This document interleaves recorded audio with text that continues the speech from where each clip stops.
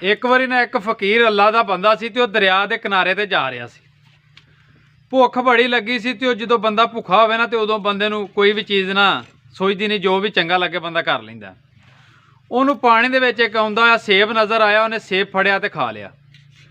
जो सेब उन्हें खा लिया उस तो बाद उहदे ज़हन च आया भी जिदा सेब सी मैं तो उन्होंने पुछया ही नहीं, मैं किसी का हक खा लिया वे।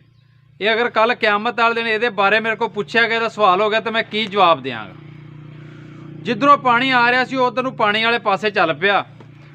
जांदे जांदे अगे वेख्या तो एक सेबां का बाग आ गया तो वह एक पौधा जिहड़ा सी वो दरिया दे विच लमकिया होया सी। उन्हें यकीन हो गया कि इसे पौधे नालों सेब गया वे। उन्हें वो जिहड़ा बाग का मालक सी उहदे कोल गया, जाके उन्होंने दसी गल भी तुहाडा इंज सेब गया सी ते मैं वो खा लिया वे, या तो तुसीं अल्लाह की रज़ा वास्ते मैनूं माफ़ कर दिओ, नहीं तो जिहड़ी उहदी कीमत है दसो, मैं तुहाडे बाग च मजदूरी करके तुहाडी कीमत अदा कर देना। उहड़ा बाग का जिहड़ा मालक सी ना वो भी बड़ा समझदार सी। उन्हें आख्या जी माफ़ तो मैं नहीं करना, लेकिन तेनों इहदी कीमत अदा करनी पैनी। उन्हें कहा ठीक है जी मैं कीमत अदा करांगा। बाग के मालक ने आख्या कि मेरी एक बच्ची है, जबान तो गूंगी है, कन्ना तो बोली है, पैरों तो लंगड़ी है, ਉਹਦੇ ਨਾਲ तेनों निकाह करना पे तो शादी करनी पेदी, तेरी वास्ते यही तेरी सज़ा है बस।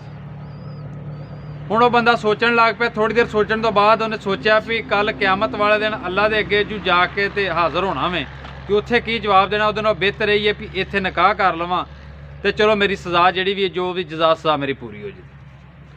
वो इस तरह होया, उहदा निकाह कर दिता गया। जो शाम तो अपनी बीवी दे कोल गया, वेख्या तो वो बड़ी खूबसूरत, जो कुछ भी वो जिहड़ा बाग दे मालक यानी कि जिहड़ा उहदा सहुरा सी उन्हें दस्सिया सी ना, हर चीज़ उस तो मुख्तलिफ सी।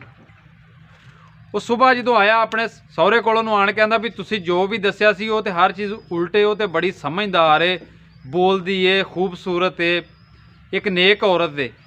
तो वो जिहड़ा बाग का जिहड़ा मालक सी उन्हें दस्सिया कि मैं भी तेनों यही दसना चाहता सा कि मेरी बीवी बेटी जिहड़ी है ना वो गूंगी तां वे कि तेरी बीवी यानी कि उन्हें किसी नाल कदी गल नहीं की, कन्ना तो बोली कि उन्हें कदी किसी को सुनी नहीं कोई गल, पैरों तो लंगड़ी भी कदी भी किसी गैर महरम वाल नूं चल के नहीं गई अज तक।